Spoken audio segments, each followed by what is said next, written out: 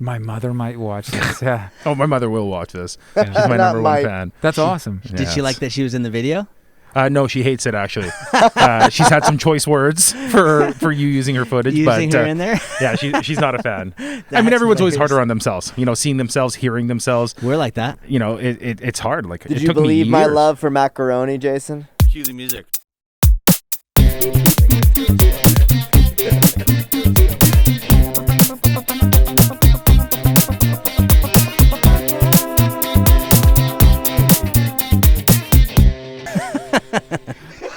Are we doing the intro? Is this the intro? Let's roll. I was like, we're going live.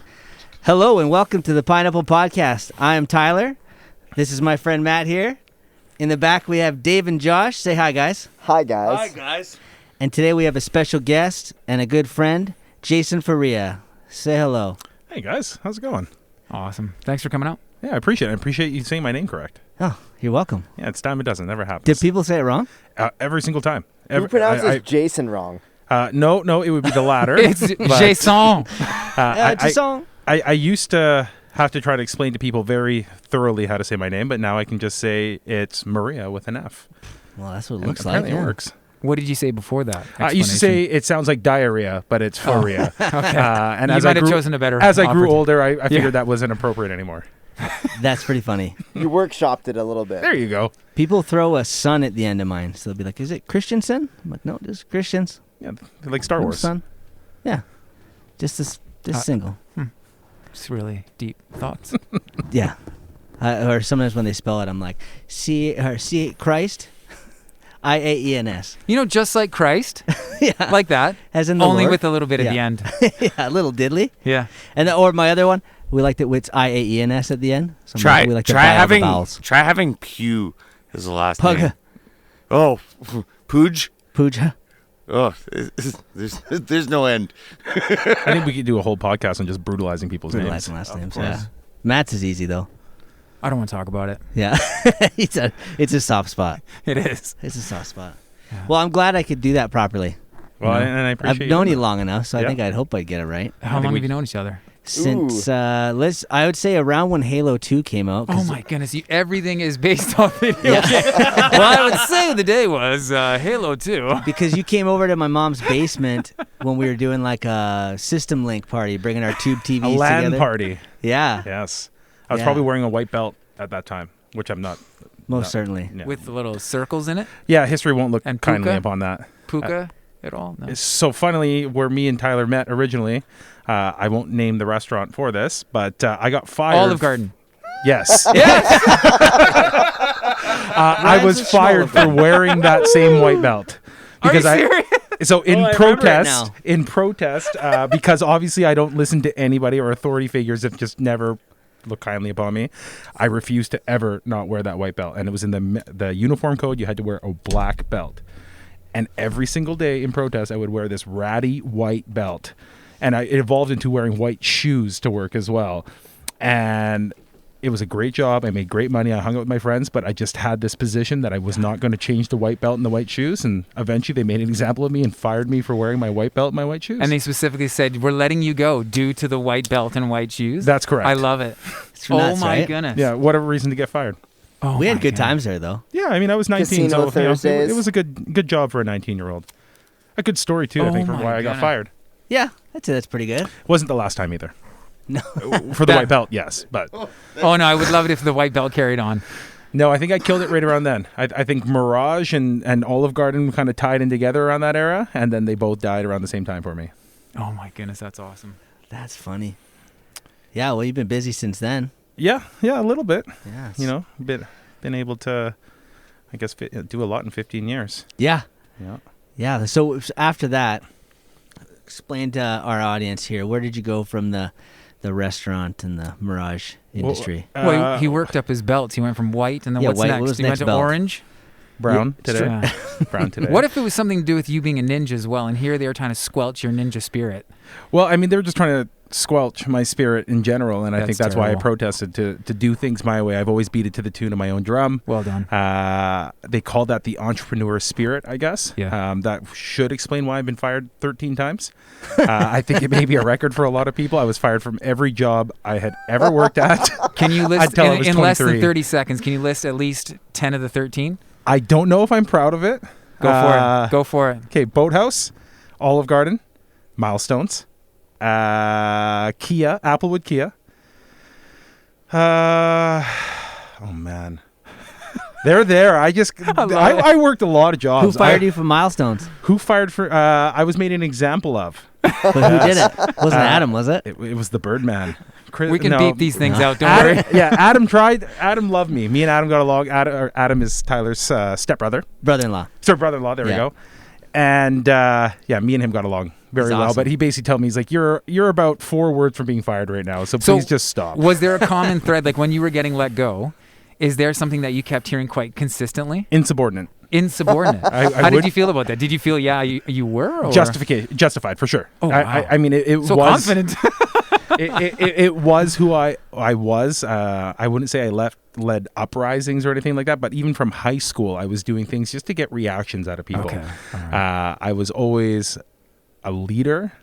A leader within a smaller group, I'd say. I was never the guy, the guy that was going around parading around like an asshole at school, but I was definitely making an asshole of myself. Mm-hmm. Just trying to be funny and get reactions out of people, and it just always carried on. Even into university, I was always still that guy that you knew who I was. I make jokes to my wife all the time because in our businesses we hire people all the time, so we see where they went to school, what they did. And I'll always ask people that went to my alumni, my university, I said, do they still talk about me? I'm like, who the hell, they look like, who the hell are you? Right. And obviously they're not talking about me, but I felt like I had left this notoriety, at that university about myself. And, I still do talk to a lot of people there and some of my mentors from the past. And, I just always got a kick out of it. I always just love to be known, love to be seen. And, that's why I think even today in all my businesses, I still do the same thing. I've done multiple television shows, or we do live videos all the time. I just have fun with it. Like, I just love to be heard, I guess. Yeah. You've always had that, aura about you. That rallying spirit, Yeah. I just like to bring people together. Totally. Sorry about this mask. It Face is just too fat. It is what it is, Just wants to be seen. Just want to be seen. We're all first rounders over here, We're just waiting for the next jab and we're good to go. Yes. So when did you meet him? When was that at Olive Garden? I think he got hired after me. I Yeah. did. Yeah. So Josh got me in there. yeah, we all knew Really? the same kind of group. Me and Josh used to work together. We'd close all the time. I'd have to lift things high for Josh, for obvious reasons. Yes. In our close of the 400s. I remember that very distinctly. Parties of 80. Chianti. Yeah, there we go. And then off to the What's the name casino of to it? play some blackjack I'm and out of poker. place here. Yeah, I would ban myself from the casino so that I couldn't go play with these guys, and then we would just drive to a further casino that I wasn't banned at so that we could go play. And I would say only about 20% of the time they would actually catch me and drag me out of the casino kicking and screaming because I had personally banned myself so that I couldn't hang out with these guys and spend my money, but then just go and do That's it so immediately funny. right after. I remember that phase for sure. Yes. Was it me and you, or I can't remember if it was me and you or me and Adam when we were in Miles' car and we didn't know his license or his insurance was expired? I don't think I was there That for must that. have been Adam. Yeah, that sucked. You should have been there. And It was hilarious. They called me. Oh. The cops called me, and they're like, "Do you know someone named Tyler Christians and a Miles as well?" And I was just like, "Yeah." They're like, "Does this sound like a likely story to you?" I'm like, "Yes." And they're like, "Good." And they hung up, and I was like, They really called you for real? It was Yeah. it was the night that everyone went to casino. So you must have been on the inside.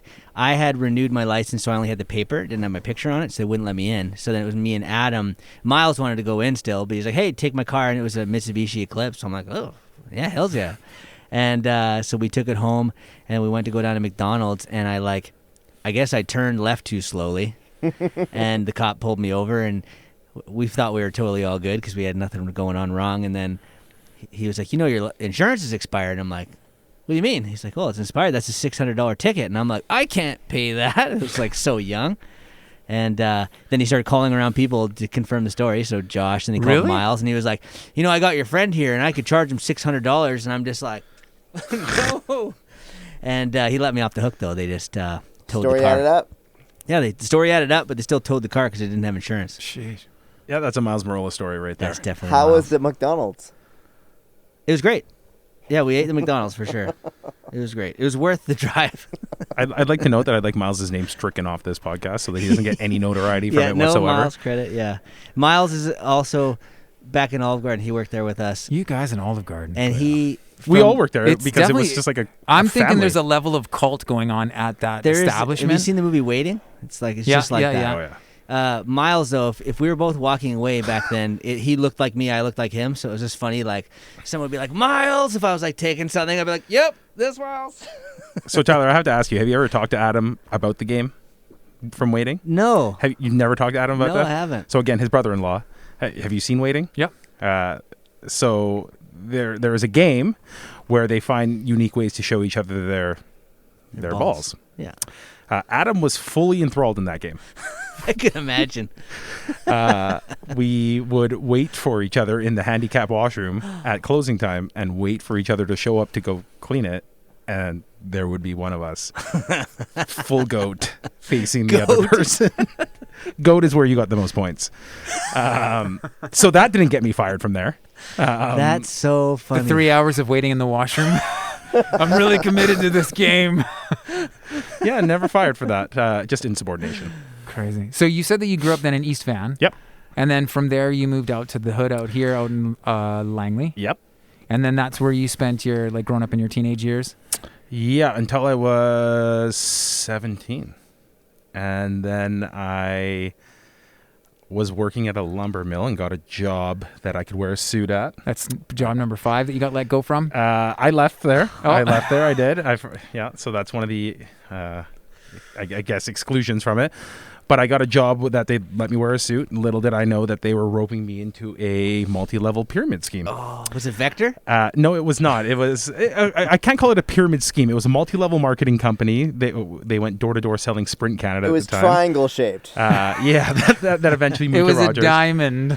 But I got to wear a suit. So I worked with them, and then they said, "Hey, do you want to move to Toronto?"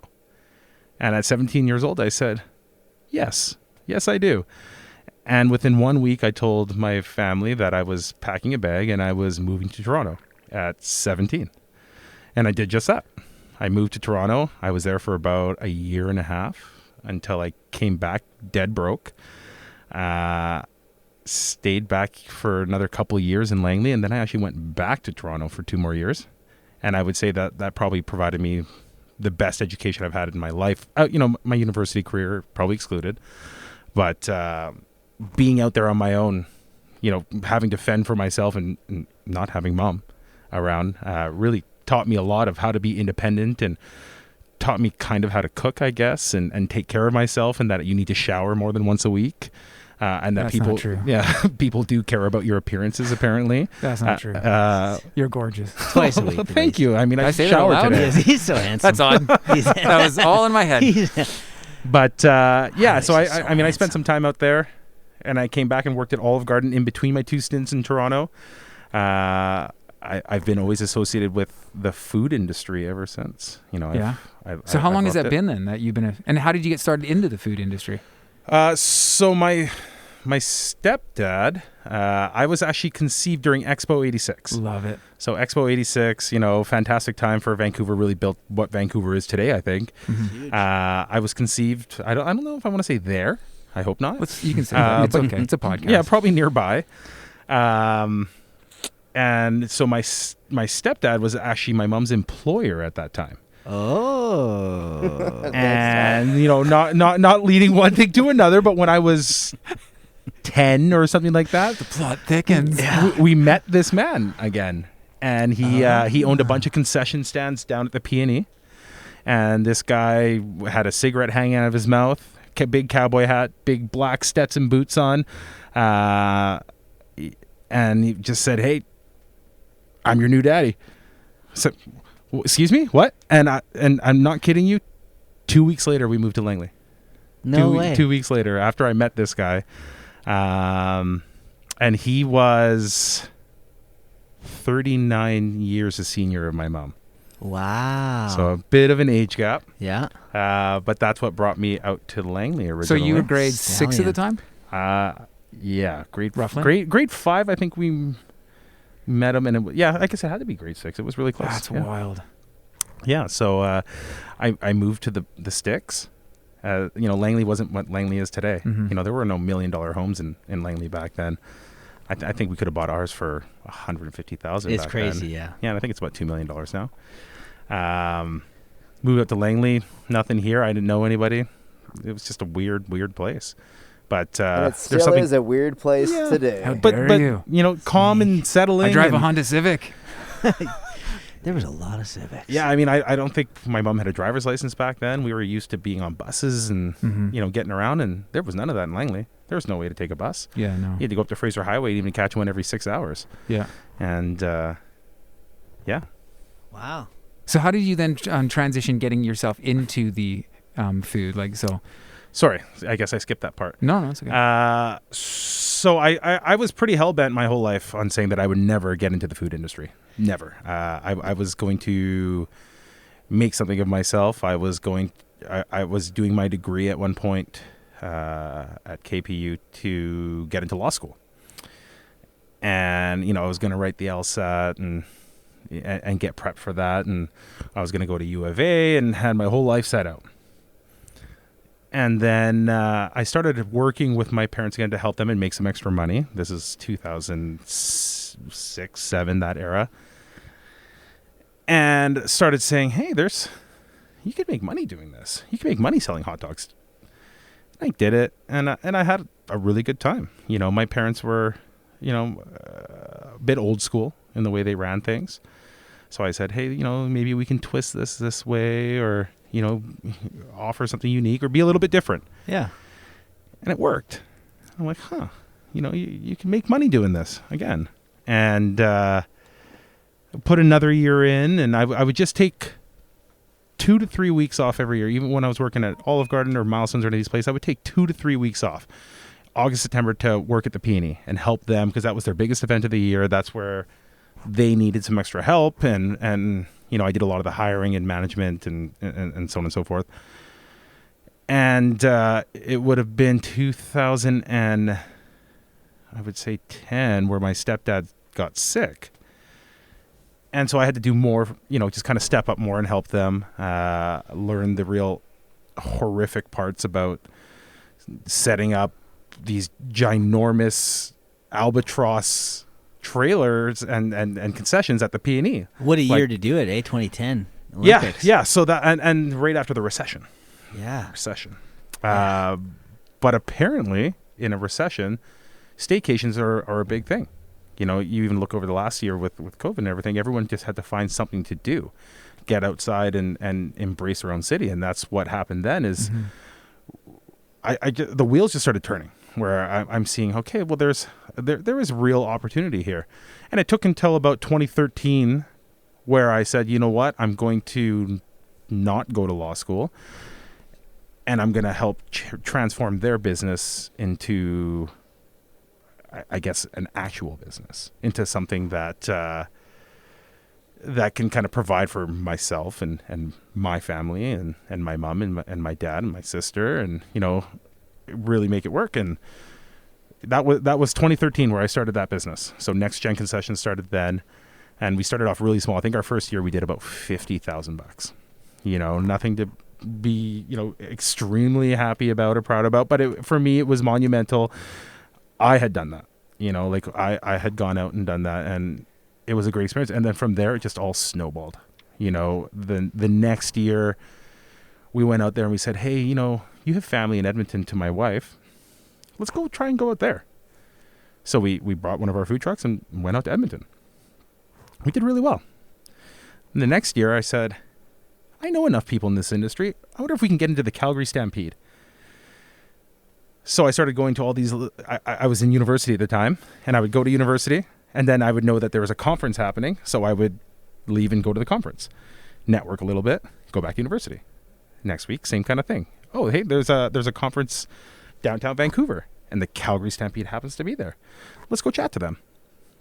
I walked in the door, and someone had done a little intro for me that I'd known.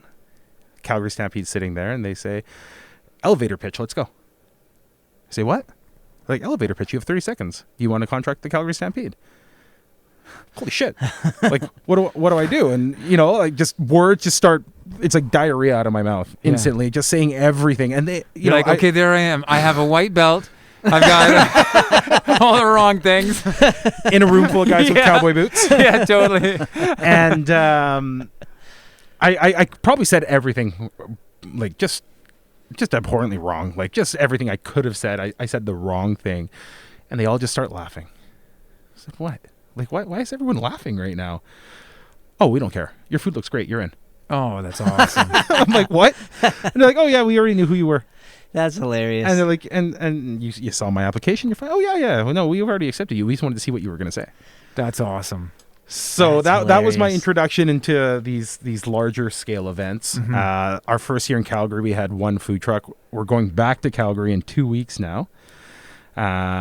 Completely shifting my mindset from even 3 weeks ago to a month ago to a year ago, where we're about to welcome possibly 1 million people into the Calgary Stampede. It's crazy. It is. It's hard for me to really wrap my head around for obvious reasons, as we're sitting across from each other wearing masks. Yeah. But I mean, I was supposed to have 12 food trucks at the Calgary Stampede last year.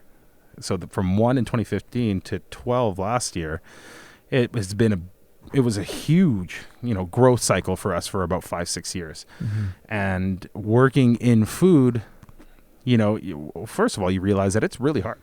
It is, I envy these restaurateurs and people, the JRGs in the world, the guys that have built these businesses into these big empires, and there's not a lot of money in it. There's not. It's a lot of hours. We own a restaurant, little plug for the Whack in Chilliwack there, where it almost just becomes a hobby. Like, you really enjoy the people that you work with. You enjoy the atmosphere. There's a lot of excitement to it. But unless you're doing it right and you're paying a lot of attention to every little detail in your business, it's a really tough gig. So we grew, and so fast, but we still weren't seeing the results that we wanted. I didn't live in a big house. I wasn't driving, a couple Teslas that I always thought that I was going to have in the driveway by the time I was 30. And that's when we actually bought the Greater Vancouver Food Truck Festival, because we had worked in it. We were selling food in a food truck, thinking there has to be a better way. And I get a text message saying, hey, I'm selling the food truck festival. Do you want to buy it? I'm like, huh. Like, this is interesting. I'm like, I've been selling food here for the last 3 years. Maybe. Let's go have a meeting. I talk to my wife and I say, hey, honey, like, what do you think we should we do? Should we buy it? And she's like, you need to go there now and you need to give her this envelope. I said, what? So what I didn't know is that my wife had been talking to her as well, setting prices. Ah. And my wife said, there is X amount of dollars in this envelope. I want you to go there right now and give it to her and say, and do not leave until you basically buy it. So we went for breakfast at Ricky's in Walnut Grove, just down the street here. And I left, and I was the owner of the Greater Vancouver Food Truck Festival. No way. Wow.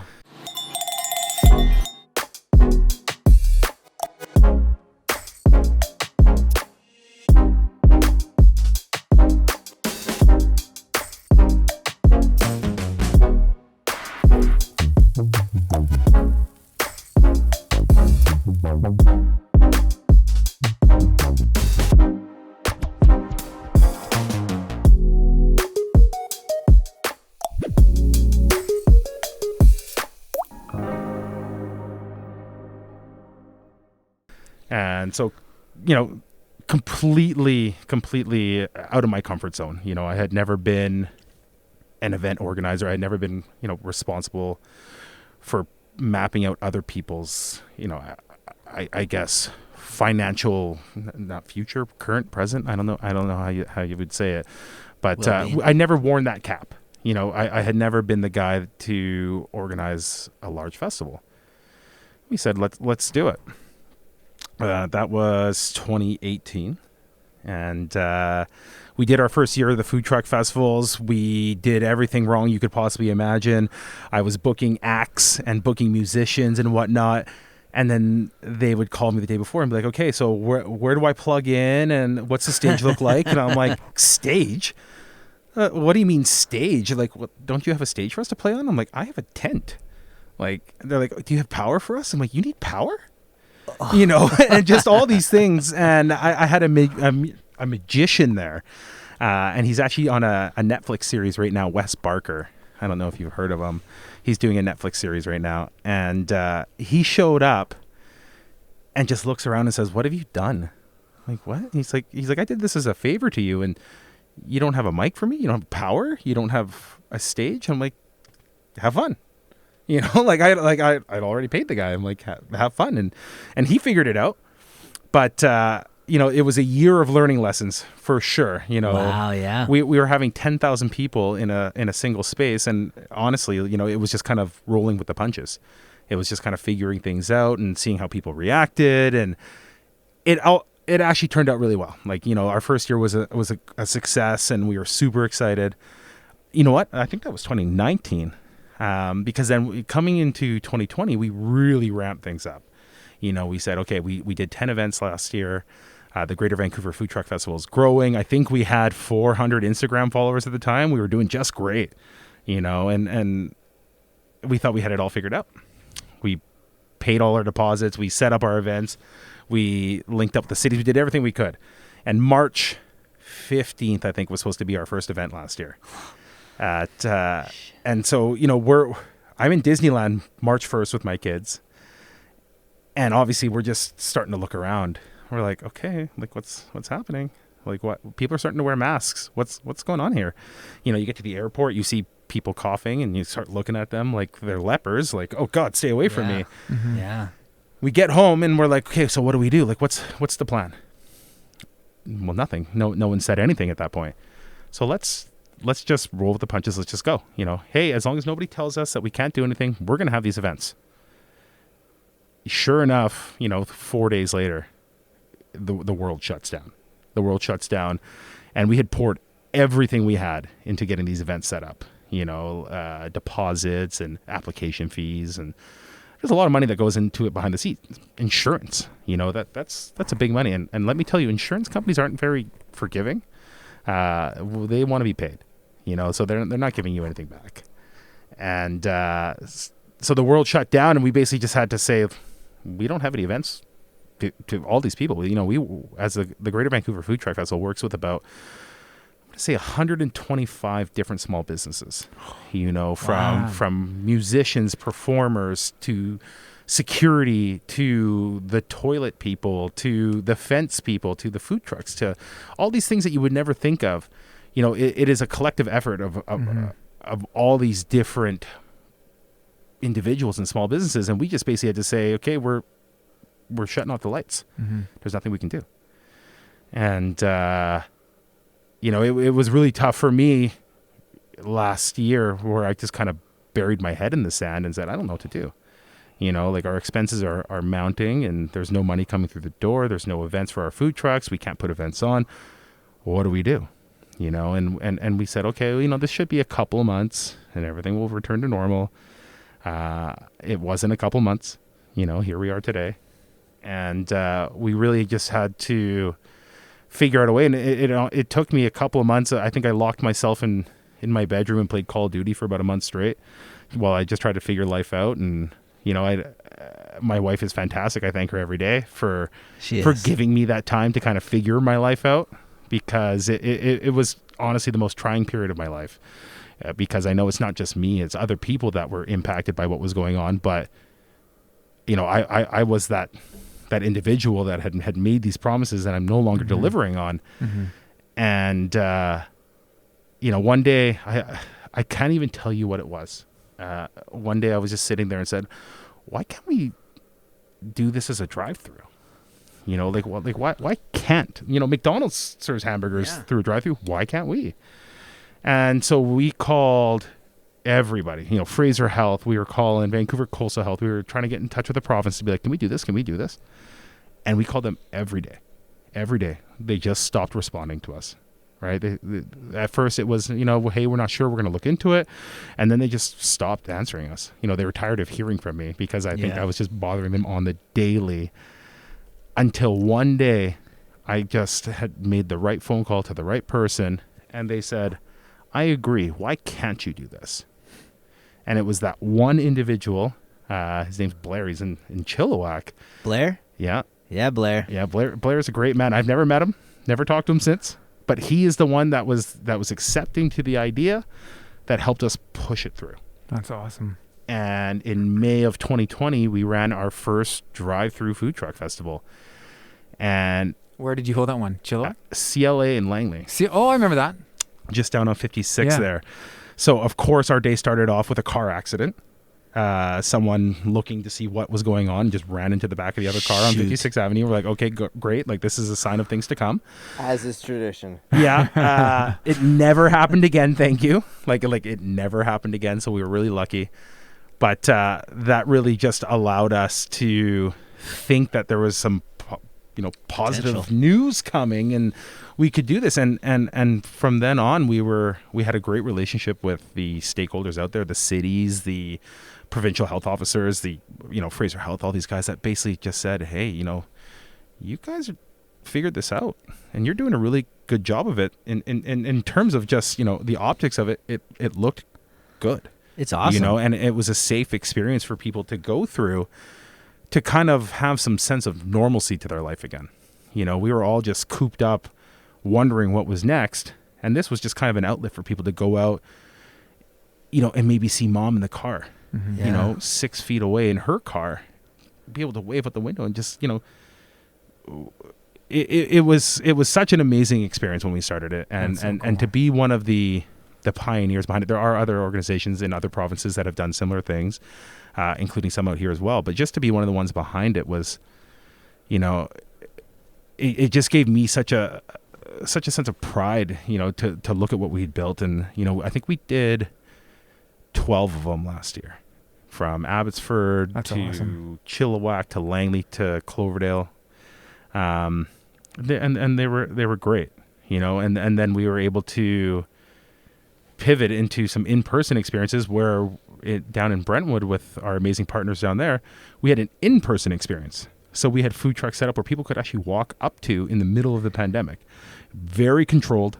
We had a lot of people on site, one way only, sanitize every surface after every 45 seconds. Yeah. Whatever it might have been. It was a lot. It was a lot for us to comply, but we had no choice. We had a contract with a developer that we work with to this day, that basically right before everything happened with COVID, we had signed off on this agreement, and then it was just basically torn up right after, saying, hey, you can't fulfill the obligation. You can't have these people here. And we had to figure out a way. And so last year, we put on, as the Greater Vancouver Food Truck Festival, we put on 35 events. 35 in the midst of the pandemic. Wow. And this year, we have put on 12 to date, and we are very much anticipating breaking 50 this year. Awesome. 50 events, with probably another 20 to come this summer. That's unbelievable, man. Congratulations. That's unreal. Yeah. And It's, they're really it's been a amazing. whirlwind. It's amazing, our conversation when we started off camera talking about this insubordinate kid that questions everything. And now those questions are finding success for you, which is a cool thing. And you're finding answers. Oh man, as soon as you said, you're like, yeah, just sitting there, and you take that time for that reflection. And you said, a month of thinking, what can we do? A month is a long time. It is, but it isn't in the scheme of things. And in the end, look what came from it, right? And I think that's phenomenal that you shared that you had, a safe place to be able to have that moment where you can feel those feelings and think through. And I feel the same way. I feel very blessed that my wife is incredibly supportive and gives me that time as well. Feel those feelings. And I think sometimes when we don't feel those feelings, we don't usually get the answer that we want. Yeah. But you saying that, you were able to question, why can't we do this? Yep. And then you even said too, it's cool because it gives a level of normalcy. And the neat thing is that it's actually new. It's something new. It is. And it's exciting. And it's neat because that's one thing that I've noticed. I've been so inspired throughout this past year, is seeing people I know the words are just like absolutely like, used way too much, but pivot and innovate. And just, it's been the coolest thing though, because there's so many things, right down to, you said how annoying it is that, every 45 seconds you're having to clean a surface or this. And it's funny because I'm a bit of a neat freak. And to me, I'm like, that's awesome. Yeah, I like it. It's funny because there's a lot of things. I'm like, COVID Don't or come no. to my house. Yeah. COVID or no COVID. I'm like, oh, it's kind of cool that they're actually doing these things. And like, but it's taken people taking a moment to go, there's got to be a better way. Like, or what can we do? So well done. Yeah. Because there is that's incredible. And the amount of pressure. And like you said, there's something I wanted to go back and ask you, because you were talking about businesses, and in particular like the restaurant industry, and how challenging and difficult it is. And it's something that you guys have had such a hard go through all this. It's been here you go, here you don't go, here you go, here you don't go. Like, it has been absolutely challenging. And you're mentioning like that there's seeing things differently. I'm going to butcher it because you were saying it was quite a while ago, but I wanted to get back to that because you said that you saw some things even in the way that it was being run, say like the old school way versus a way of you coming in and seeing new things. And I was going to like ask, like, what were some of those things that you saw that you were like, oh, these are like, ways that we could streamline these things or make them, because I think it's a phenomenal thing to be able to have a drive-through, but also being able to walk up. To me, it's like, that's just such a cool, I mean, I'm sure somebody probably laughed at the idea of having a drive-in car movie, right? Where you sit in your car to watch, right? Yet the experience, which is what we talked about, really is phenomenal. I flipping love going to the drive-in. So yeah, I mean, they made a huge comeback over the past year, just because it's not something that you would have looked at 2 years ago and said, hey, that's something I want to do. It was a novelty. It wasn't readily available. April of last year, that's all you could do. Yeah. And even they had a challenge getting that off the ground. Like, they were in the paper saying, lobbying, saying like, why can't we operate? And again, it was just a lot of uncertainty. No one knew, our health officers, the doctors, everyone, nobody had an idea what was going on. Now we have this understanding, then we didn't, so it was just so limited. And, going back to your question, I think the biggest changes that happen are when you're uncomfortable. Your personal development, your growth, you as a person or in your business, it comes from being uncomfortable. You never achieve anything by being static in the same place, doing what you've done every single day. And I know that, whenever I have those big aha breakthrough moments, it's when I've been sitting there looking at my wife being like I don't know if we're going to make this, like if this is going to happen, that is when I know something good is about to happen. When I'm complacent saying everything is great, everything is fine, the wheels are about to fall off, right? Because you take your foot off the gas a little bit, you're okay with where you're at.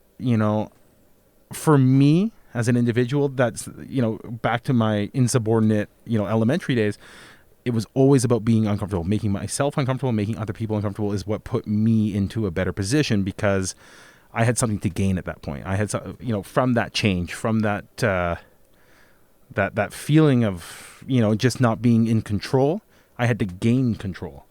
And I am very much not a control-driven person, but I don't want to say the word power. I don't know what I'm going for here. I like to be at the driver's seat. I can't idly watch other people, try to live my dream. Yeah. I know what I want. I know what I envision. I have...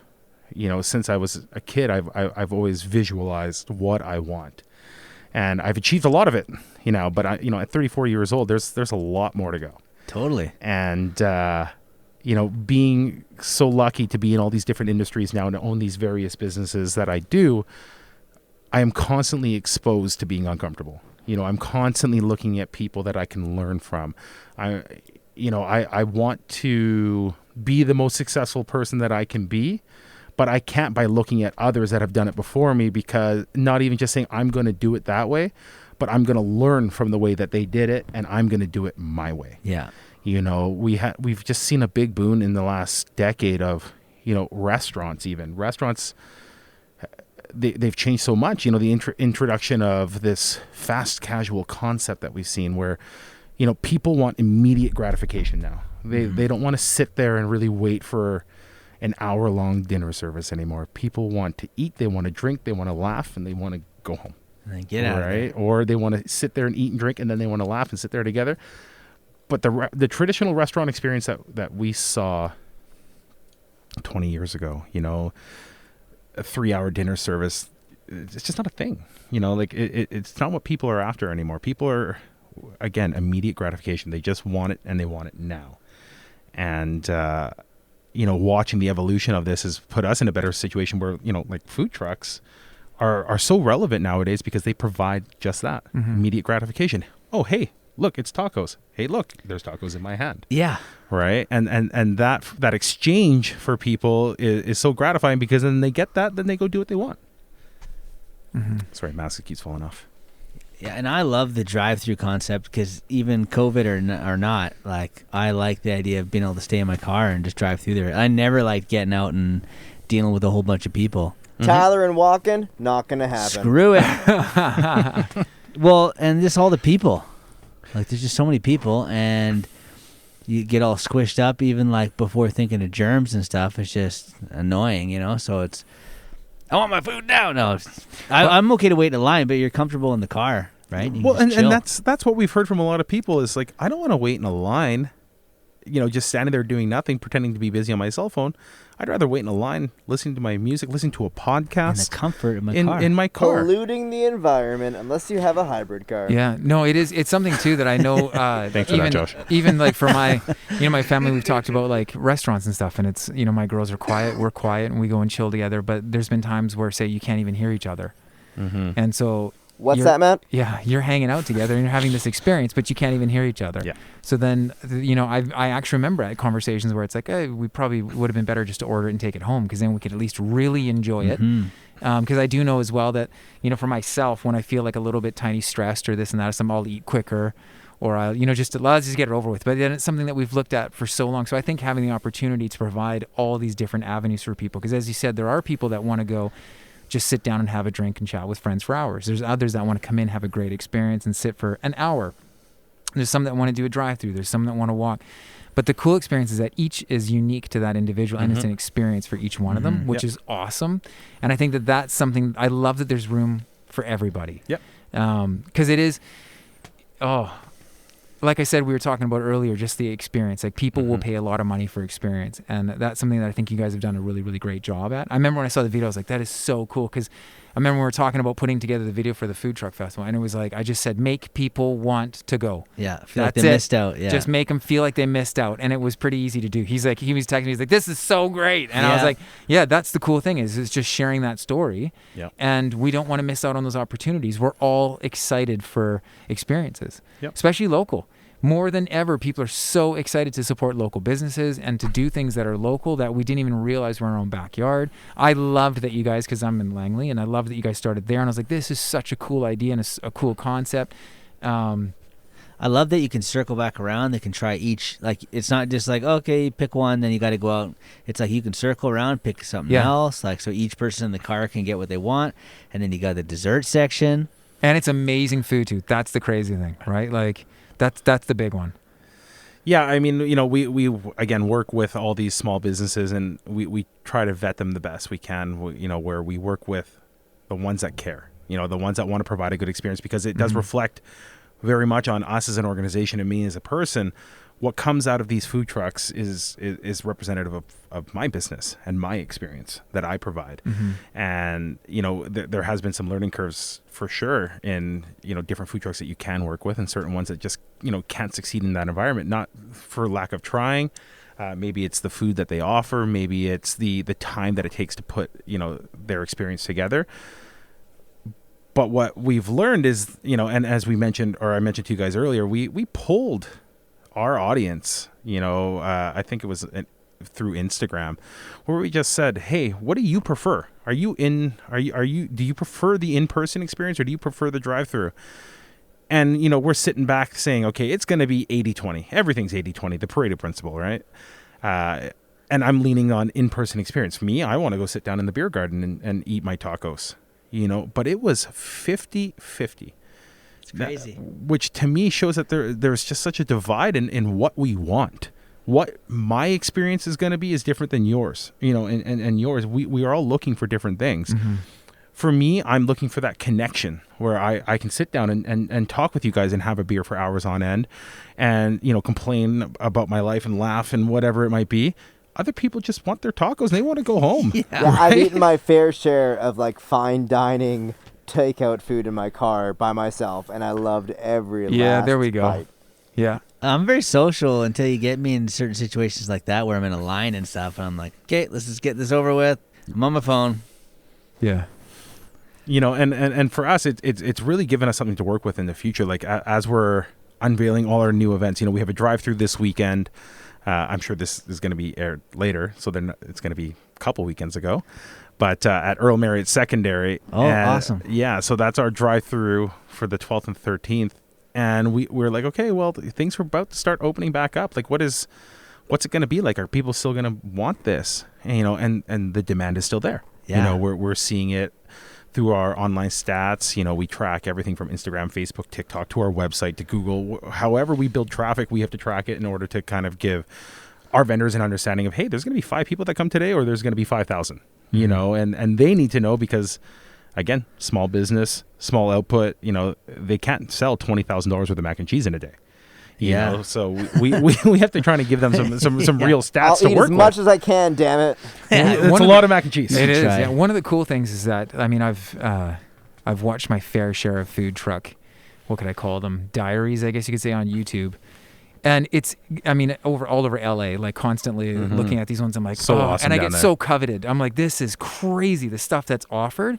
So there's a level of jealousy, like, well, we don't have it. And I do a ton of work, like pre-COVID. I was constantly traveling throughout Vancouver, let's say, and like always seeing different food trucks and being like, oh, this is so cool. And depending upon my time, it's just exciting. Yeah. I think one of the most amazing things is that you're going to communities. Yeah. That's incredible because that's a massive difference where you've got establishments that are rooted, let's say, I don't know, a place called Olive Garden. They're rooted in certain areas and they're not going anywhere. Yeah. So it means that people need to go to them. Yeah. And I think that that's fine. And there's a place for that. And I think that's what's so cool is that there's a place for all of this. But there is something unique to having this experience that you guys create where you go to a community. And I think that it's I think it's here to stay personally because I think that there are so many things that like when I watch these diaries on like YouTube and stuff, it's incredible. Yeah. Like my daughter and I right now are really into watching these guys making chop chop fold ice cream. It's like really into it. Like we've been chop chop folding at home, and now we want I know of a couple. frozen table so we can chop chop fold. But it's really neat, the inspiration behind it, because it's an experience. You watch this person do it for you, and you get to be a part of it. And they're just on the street somewhere. I think the one where we watched is somewhere in Asia, and we're watching, and she's just like, oh my goodness, we got to get watermelon. So we got watermelon. We got to get the cream. We got to do this. And it's exciting because it's an experience, and it's different, and it's unique. And every business is always trying to do, especially if they're listening to their community, they're trying to do something unique so that they not only let their community, let them know that they hear them, but then that is not, like, listening to me is an action. And so it means if you're truly listening, then your actions are going to show it. So we're going to be doing things. And I think that's cool that you're polling your community, you're talking with them, you're communicating with them. I can't encourage you enough to keep doing those things, keep talking, keep asking, keep listening, and then don't just listen, but then put them into action and showing up in communities. Like, how amazing is it to have a tool that you can say, like, do people want us in this community? And you can target communities and go, yes, done. And you get to go to them, because that's one thing that sets other businesses apart is usually they have to do their best sort of, research and development and then go, I think this is the right community for our new business. Give it a try. And it's like, it isn't. Yeah. Well, I think it's pretty cool right now. We're kind of breaking new ground. Like I know from like a brick and mortar restaurant situation, we're probably never going to go back to having paper menus ever. Yeah. It's just a waste of paper. We need to update the menu on the fly. So like for the food truck world, do you think like new technology is going to help you guys, or are people really being like proactive with being like, oh, this is super cool. Yeah, I can just look it up online. Like I'll get my order ahead of time. Like how does that look for a food truck world? Yeah, I mean, I think I touched it when I said that, positives come from being uncomfortable. And, something as simple as grandma and grandpa are now using QR codes. Yeah. Right? Like I could not have imagined explaining to my grandparents how to use a QR code 3 years ago. Like I would have just smashed my phone on the table and walked away and said, you know what? Not worth it. Here's the paper menu. Now they've had to learn to adapt because it wasn't an option, and now grandma and grandpa are showing up at my events saying, oh yeah, I already have the menu pulled up on my phone here. And I just got to look at them and say, they're driving their 1980s Cadillac. Yeah. Big comfy leather chair or Gold seat. colored. Exactly. and they have it all figured out. They know what food trucks they're going to. They know the route. They've looked at it all online. And a couple times I've paused and said, like, I'm very impressed, and say, you got to change with the times. You do. You either move with them or you get left behind. You do a good job at explaining it too. Like when you do your top Yeah. top When view people with walk in. Google Maps, and then you show like the actual arrows where to go and stuff. Like that's super helpful.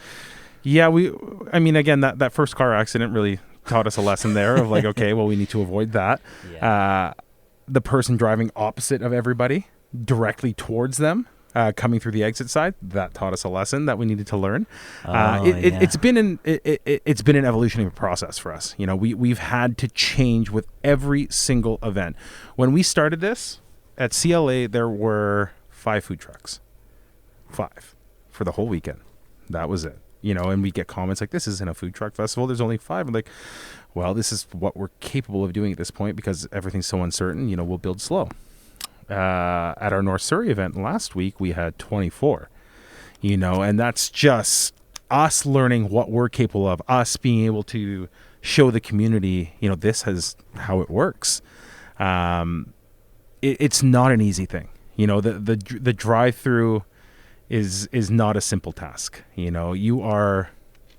Driving is the hardest thing you do all day, right? And we're bringing thousands of them together against each other, going for the same thing. Yeah, While totally. they're hungry. While they're hangry, right? Hangry. A lot of them are hangry at the time. So you really have to, man, this thing is driving me crazy. You really have to govern the process and really understand how people are going to think so that you can stop the problems before they even happen. Totally. I think we had about 15 people working in North Surrey the other week. Most of them just managing traffic, just making sure people had a good experience. Say, hey, do you have any questions? Because the experience is everything. Saturdays for us are generally slower than Sundays. Man, it's bad. And that's because all the reviews and people's experiences come through on Saturday. All the Instagram stories, everything on Facebook, TikTok, whatever, all pops up on Saturday. So then everyone digests that on Saturday and say, I've made my Sunday plans. And we usually see about a 50% increase on Sundays. Wow. On the other hand, if they have a terrible experience on Saturday, they're not telling anybody. They're not coming back. So to protect our brand and the people that we work with, we need to ensure they have a good experience. And I talk to people all the time and say, like, I take all criticism to heart. Unfortunately, sometimes, like, I take it personally where if someone has a negative comment, I'll be the first one to address it. I'll be the first one. I don't always run our social media accounts, but I look at it daily. Be it 5 minutes here, an hour there, I'll sit there and I'll just respond to comments because I want people to know that A, we have their best interest at heart, and B, know that I'm willing to change. I'm willing to adapt to make a better experience for other people. That's awesome. And as we kind of come out of everything right now, and as hopefully we all get our second vaccination soon, and everyone can stop wearing masks and we can all hug each other again. Yeah, we're innovating. We're looking at what is the next experience for people that, our events are community focused. As you mentioned, that is the one thing we're all about. We're about to launch a series of what we call community pop-ups where we go into different areas. We're going to Richmond, August 13th, 14th, Chilliwack, Coquitlam, Burnaby, Vancouver, different areas that generally don't see what we do. And we're going to go to them and, live music, beer garden, food trucks, markets. Like it's a great model for us, and it's so easy. And we figured out to a point where we can do multiples, where we can go and drop an event in Langley there, bring a bunch of people together, have a great time, and we do it for free. Like we never charge for our events. Obviously you got to pay for your beer, people. Sorry, but we never charge for our events. That will be the one thing that I always stick to, unless I'm bringing in, big acts, unless Justin Bieber's coming out to the food truck festival one day, it's always going to be free. Yeah. Love the guy, but sorry, can't afford you. Not yet. But our events are about inclusion. Yeah. Our events are about bringing people together. It's a sense of community, and the one thing that I've looked at over the past couple months are what are people going to want when COVID's done, right? Is everyone going to be rushing to go to a concert?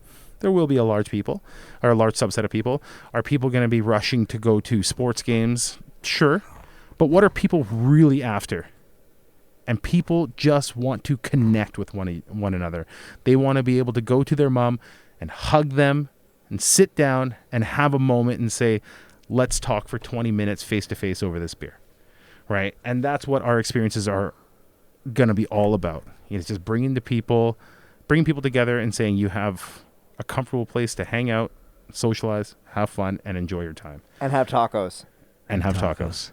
So one of the things that you talked about, which is absolutely huge, is that aspect of the experience and branding.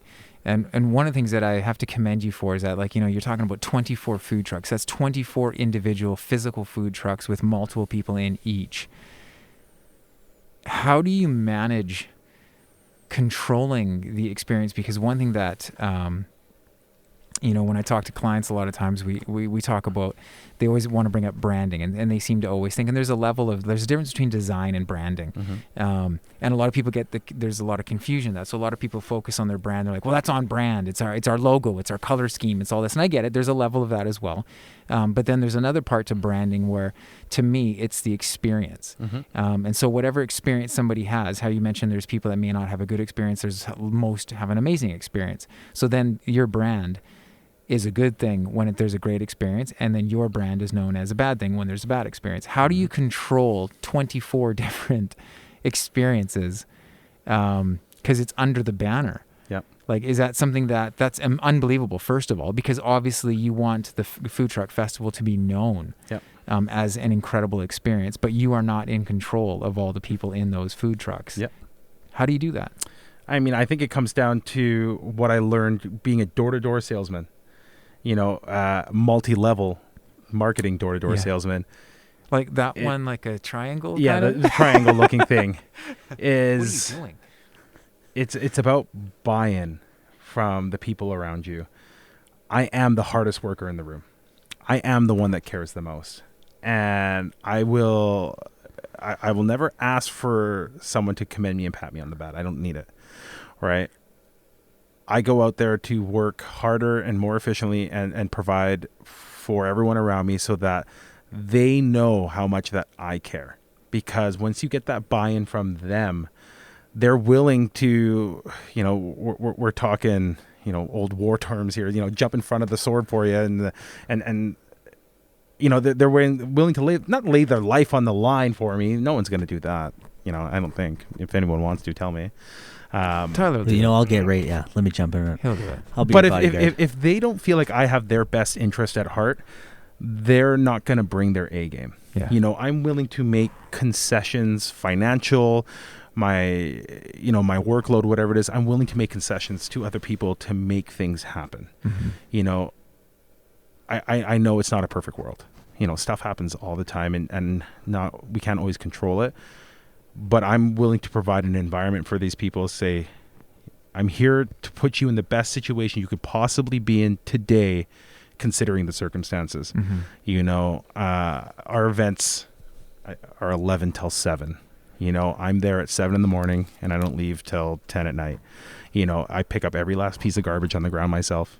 Because our clients, our location partners, the school boards, the people we work with, those people need to know that I care as well, because all of a sudden they welcome us back with open arms. Yeah. Our relationship with Fraser Health, these are the ones that literally say, yes, you can do this, or no, you can't. We have this relationship now with them where it's almost like a blanket approval. Oh, you're the one doing this. Well, okay, you've done it 42 times already. Go ahead. Right? Well, there's a pandemic going on. Well, yeah, go ahead. You can do it. Like you've proven yourself. And again, it's the buy-in from the stakeholders. Everybody around me has to believe that I can do it, and that I'm going to put my best foot forward to deliver. And from that, you just generate excitement and positivity where people want to be a part of it. Yeah. We get phone calls every day saying, hey, I would love to be a part of what you do because I heard this from this person. Yeah. A lot of our feedback, it's all word of mouth. That's the brand. Yeah. That's the key. And that's one of the things that I think is so special, because I've heard great things about it as well. And I think that's the thing, is that you when you lead by example with that transparency and authenticity and empathy, you attract people like that as well, which is what makes things so unique and so special. So when you're looking towards the future of what it will look like, man, you've got the foundation set. Because you mentioned it, connection, but we're not looking for just connection. It's connection with purpose and with meaning. Yep. And conscious connection, and connection with people that, you know, we really want to connect, like we really, really want to connect with. And you're right, like we're all unique, we're all different. Each one of us probably would have a different description of what a cool experience would be, say, post-COVID. And that's fine, and that's amazing. And that's why I think it's so phenomenal that we have things like what you guys offer. And I do love the idea of having walk up as well as drive through. I think it's phenomenal, because I think what you're doing is you're showing people how much you do care for them, saying, listen, whatever you're comfortable with. Because I do find that throughout this experience, it's taught me more about truly, like I don't ever want to make people uncomfortable, ever. Like if this is what makes you feel comfortable driving up, that's amazing. We're going to give you that opportunity. If you want to walk up to, that's amazing too. We're going to give you that opportunity. Yeah. And if you'd like this, that's amazing. We're going to give you that opportunity, because it's something that we've just done things the same way for so long. And this year's taught me that, like, why are we doing the same things all the time and being okay with it? There's got to be a better way. Yep. And, you know, you talked about live shows and this, that, like during the pandemic, I got to, you know, my daughter, like we've been talking about taking her to a concert. She's super nervous about just, you know, she's 8 years old. And I said, oh, would you like to go to a concert? We were singing that Seaside demo by Seb. And I was like, oh, would you love to go to that concert? She's like, is there like a lot of people? I'm like, yeah. She's like, well, what if I started to cry? Like, would you take me home right away? I'm like, absolutely, without even a question. And then it was like, was it like Miley Cyrus when she's on TikTok? And I was like, well, no, see, we got to enjoy that in the comfort of our home. And it again got me thinking how amazing it is that there's people that want to go be amongst the 30,000 screaming, sweaty fans and stand in the middle. And then there's others that get just as much enjoyment out of being able to be home and taking in a TikTok show and being absolutely immersed in it. And I think that's the phenomenal thing that this year has done, is it's been like, you know, it's allowed us to break rules and to create new rules. And to embrace it. And that's exactly it. And it makes me so excited for what's to come. I mean, there was careers and jobs and vaccines and like things created in a year. It's like, this is unbelievable. Our world is a phenomenal place, and we have like humanity in itself is unbelievable. And I think that like the more areas, like you even use like seeing your eyes light up when you talk about like how much you love it and how much ownership you take over it and how much passion you have for it and how like every little thing counts to you. People feel that. Yeah. And that's where the success of being able to just share that story, it's contagious.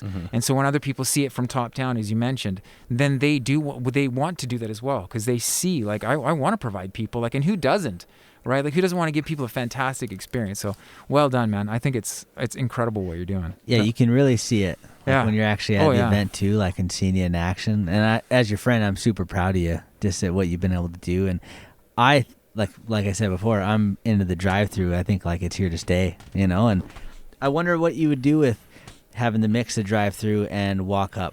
You know what I mean? Like you gotta. It's coming. Yeah. Yeah, you're gonna see it soon. It's on its way. Yeah. I mean, depending on where provincial guidelines go over the next couple of weeks here, we expect a lot of things to change. I mean, again, I'm about to go to the Calgary Stampede and cater to potentially 1 million people, so things have to be changing. You know, or else I'm in for a whirlwind of hurt in the next couple of weeks here. But, you know, I'm so lucky, you know, my family, myself, we're so lucky to have this opportunity to do what we do, to be the people that we are, to have, you know, the tenacity and the drive to really want to do this, to really want to not be pioneers of change. You know, I'm not changing the world by any means, but, you know, I mean, I'm changing the way that things operate within our world, though, you know, providing new experiences, understanding how people are and what they want. You know, we need to become more of a listening society. And myself, I need to become a better listener. I'm very much at fault for sometimes doing things my own way without taking enough feedback from others. You know, and that's one thing that we've learned from this, and one thing that I've really focused on in 2021 is it's not what I want. You know, it's a collection of opinions from other people to really provide the best result. Just because I'm a great chef doesn't mean people want to eat my food.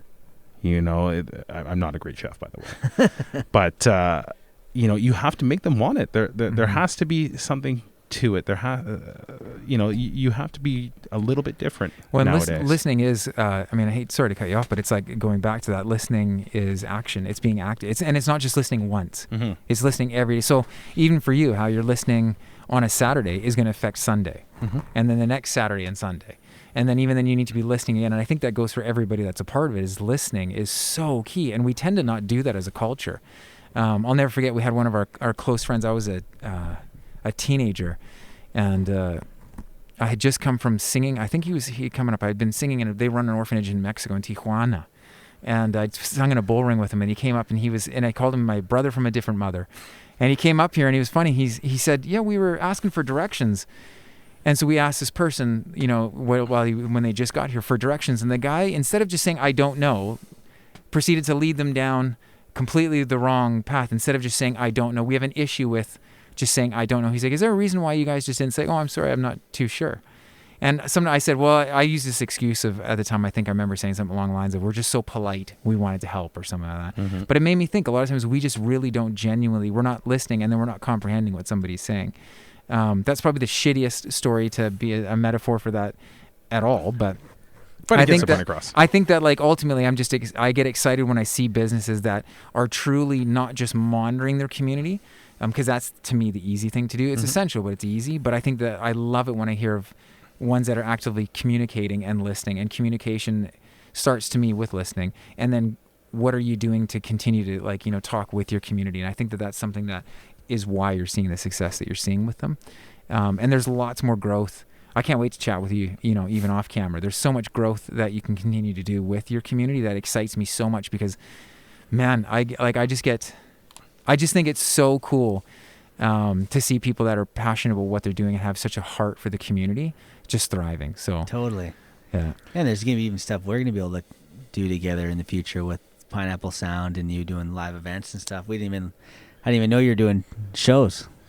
Yeah, I mean, that's probably one of my favorite things about what we do, is that I'm able to pull from all these different directions of people that I've met in the past and that I've worked with at the Olive Garden, you know, 15 years ago, that I'm now when you're able... here, your family. Yeah, I mean, like, you know, now I can lean on those people and say, hey, you know, Tyler, I know what you do nowadays. I'd love for you to get involved. Do you remember the old breadstick days, Tyler? You owe me one. Yeah, well, look at me today. That's why I look too like this many today, from those breadsticks. I still can't get it off. But I mean, you know, being able to create something is amazing. Be able to create something with the people that around me that I know is just a whole nother level. I always constantly try to pull people that I know into my web almost, cool. and say, I'd love to work with you. I'm willing to make a concession. You know, tell me what it's worth to you. I'll pay it, because I want to see the people around me succeed. The artist that we booked for our Brentwood event that starts next weekend, Ranj Singh, great guy, Indo-Canadian folk music. Like, you know, he's a unique dude. And when I called him and I said, I'd love to book you, and he says, dude, I need it. You know, I need it. Like, I haven't been working much. And I said, I got you. I'm like, we have 5 events. How many can you do? And he's like, oh, okay, well, I can do 4. Let me know what you can take or take me for. I'm like, I'll take you for all 4. He says, what? What do you mean you'll take me for all 4? I'm like, I'll take you for all 4. You know, and he kind of pauses and says, just like, thanks so much, man. I'm like, why? He's like, well, man, it's tough nowadays for a musician. Sucks for musicians right now. You know, unless I'm on Twitch or TikTok or something right now playing, like, there's not a lot of opportunities to play in front of people that care, that want to listen to my music. And you just gave me 4 opportunities. And, you know, treat people as you want to be treated. You know, I'm going to reach out to all these people that I've worked with in the past that, you know, haven't had the opportunity, and they're the first people that I'm going to reach out to connect with. You know, Josh over there at Valley Entertainment, you know, I feel bad because I feel like we've strung him along for 2 years now. Like, okay, we want you to perform at 12 events. Oh, those events are gone. You know, sorry. Hey, I'd like to perform at these events. Oh, those events aren't approved. Sorry. You know, hey, I'd love to have you at this event. Oh, well, live music's not allowed is not allowed to be played in front of a crowd right now because it promotes gathering. You're going to spew it. Yeah. So, you know, just being able to go ahead and provide those opportunities again to others like I've had, you know, that is what the next year or two is, that's what's in front of me, is reciprocating what we've had go on for us over the last year, all these great experiences, all the luck, and just it's been an amazing time, and I want to make sure that others have that too, and that as this rebound happens for the hospitality and the entertainment industry, that we're at the forefront of it. I want to be one of those organizations that are looked back upon after all this and say, wow, like, can you believe what they accomplished in that year and a half, 2 years? That's awesome. Of uncertainty, and this is going to be a time in my life where, when I'm older, I'm going to look back and say like, fuck yeah. Like, we did it. We made that happen. Like, there is not a single organization in the country like us that has been able to achieve what we have. Yes, there's been other organizations that have done similar things, but we've welcomed over 100,000 people during a pandemic to our events safely. Not one COVID case. Not one. That's amazing. Right? Like, it's just, I look at my wife all the time and say like, how did we do this? Yeah. And sometimes it's overwhelming where you say like, oh shit, like the next one's got to blow up in our face, right? Like, there's no way that they can all just go off so well. But the steps that we put in place, the understanding of where there can be challenges, the understanding of what needs to be done, and just the hard work and tenacity is what has carried us through this. Again, thanking my wife. Without her, if it was any other woman at this point, they would have killed me. They would have killed me. Cat's great. From a month of playing Call of Duty, locked in my bedroom, thinking that the world's going to end, to now just every day is just this melting pot of, let's do this. And like, we're constantly on the go. We're constantly running around. We have a bunch of meetings tomorrow from Richmond to Chilliwack, and that's not normal, but it, I'm sitting there with excitement, like, let's go. Yeah. Let's do this because, we have this opportunity in front of us. Let's do it now so that we can look back on this and just feel accomplished. Well, I think that's unbelievable. And I think that part of it too is, you're saying that, 100,000 people welcomed during a pandemic safely. So cool. And I would say that that's probably another reason why people, they can trust you. And there's nothing worse than, throughout this time is, not really knowing what to expect showing up to something. So that's also so cool. Is every single person that is a part of your community that's sharing a story on a Saturday of their great experience, their safe experience, how phenomenal the food was, everything. There is so much more going on than just a little video on Instagram or Facebook or TikTok or whatever it may be. And it's the coolest thing because it helps to strengthen your brand, that you can be trusted. Because that's ultimately, holy shit, when we don't have trust, we have nothing. And I think that going forward, that's just... keep doing what you're doing. Keep building the trust, and the thing is it's going to be something that people will go to because they know we can trust you guys, and we can trust the experience all around is going to be absolutely amazing.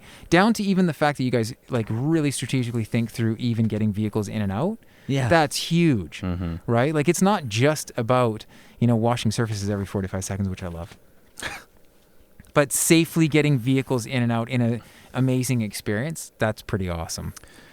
Yeah, a lot of just time and effort goes into it. We have to think about what could happen and what can't. What could go wrong.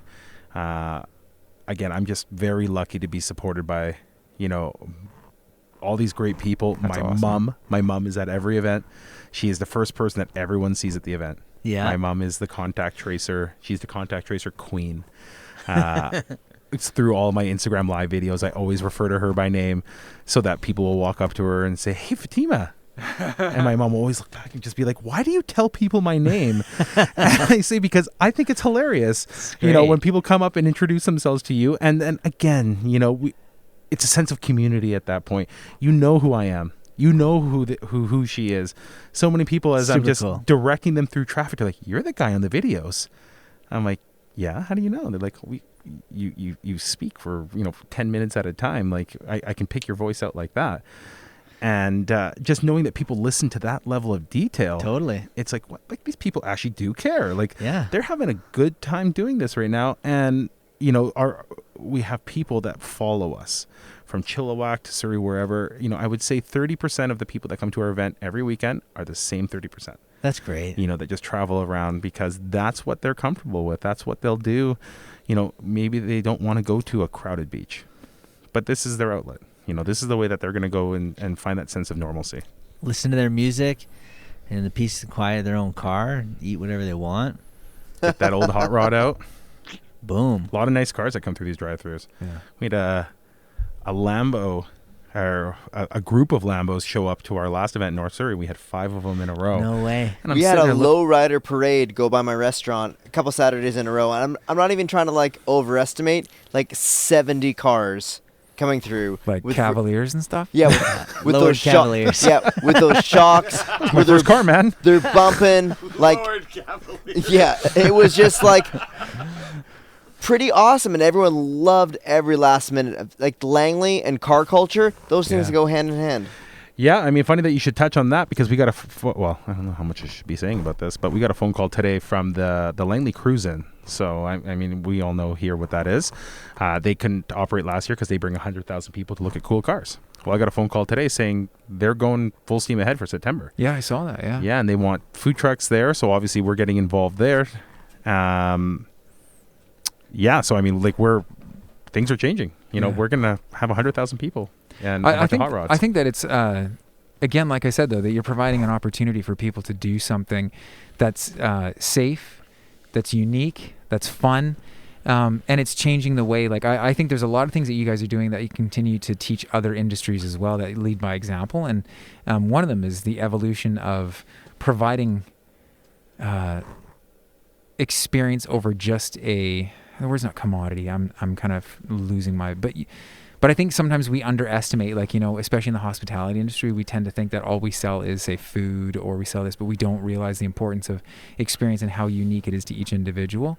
And I think that that's something that, like, looking at a cruise-in, there's a lot of people, but when done safely, that's awesome. Yeah.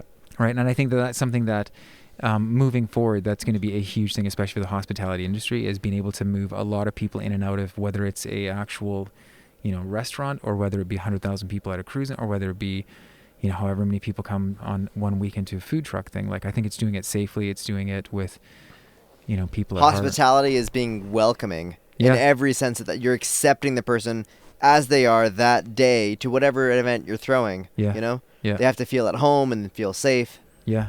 It's a big thing. Like, Yeah, absolutely huge. Easier said than done. Mm-hmm. The vibe is huge. Yeah. And I mean, the lessons that we've learned in the past 14, 15 months here, this isn't going to change. Yeah. Like these habits are formed. We are who we are today, and that's not going to go away overnight.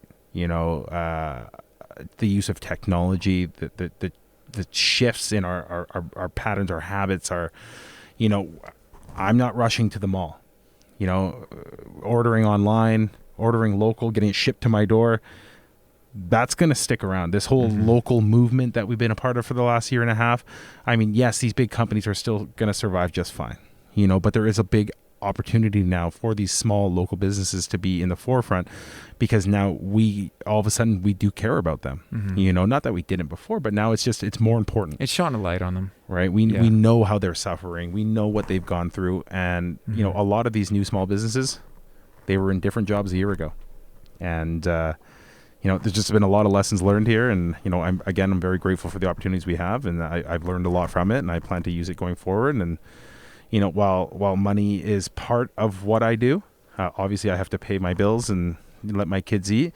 Yeah. But there is genuine enjoyment I get from doing what I do, That's awesome. the experiences that I create, and the payment for me is how I feel on Monday when I wake up, and I just look over and say, like, holy crap, that was so hard, but it was so amazing, and I can't wait to do it again. That's cool. Well, thanks for coming out, man. No, thank you guys It's for been having awesome chatting with you. Like, it's kind of cool hearing the stuff I didn't even know. Because we've known you a long time, Jason. me. Yeah, and there's more layers to this onion too.